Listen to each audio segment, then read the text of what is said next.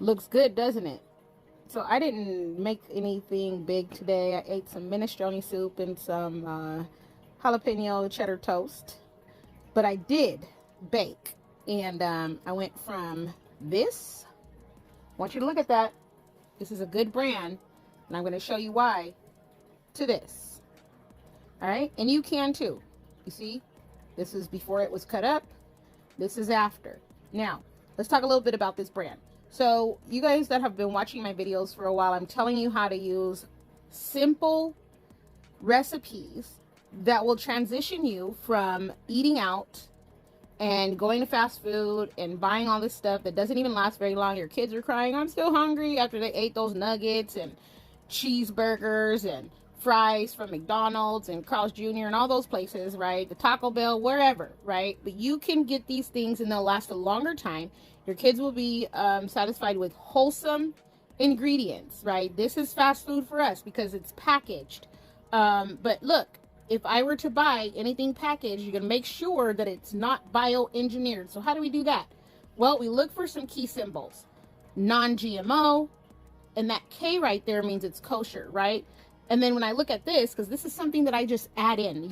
If you have this, you do not have to add anything into it. I'll tell you that. Kodiak pancakes and brownie mixes and all of the things that they make are really good, right? So you don't have to add anything. I like to feel like I'm crafting it the way that I like it to our taste buds. So I add stuff.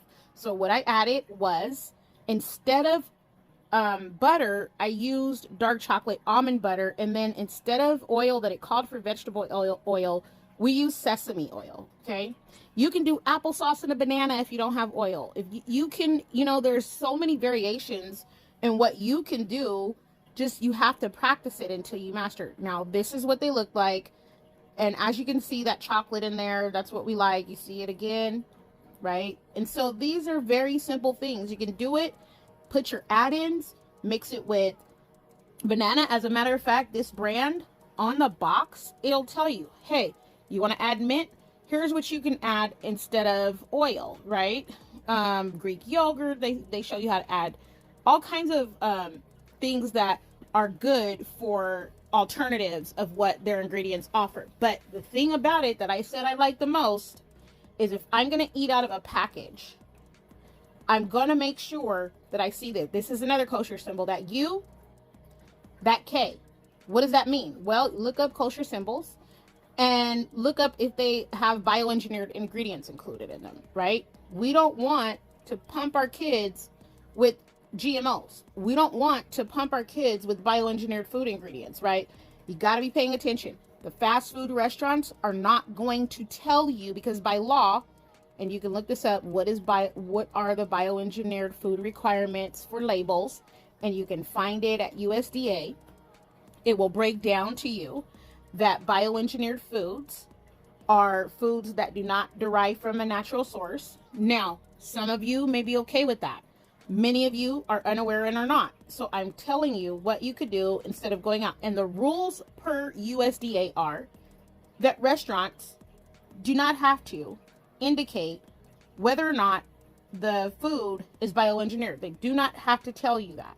Okay. So when you're going to fast food restaurants, they can have their own labs. I mean, I'm just saying. They have to tell you, though, the ingredients as far as allergies are concerned. Was it made peanuts, in a factory with shellfish, and also the caloric intake, right? But they do not have to tell you if part or all of the ingredients are bioengineered. Okay. So I want you guys to be looking at this stuff.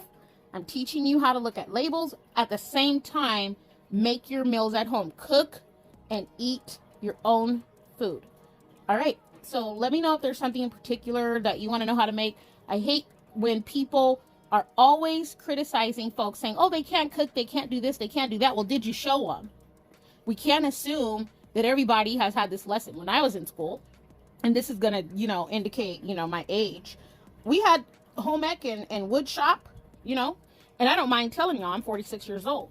But we learned how to do stuff, and it was part of a skill or a trade, part of our educational environment, right? We also had to do things for bake sales and all that stuff. This generation has not had those same experiences. So I'm not going to put you down or assume that someone taught you.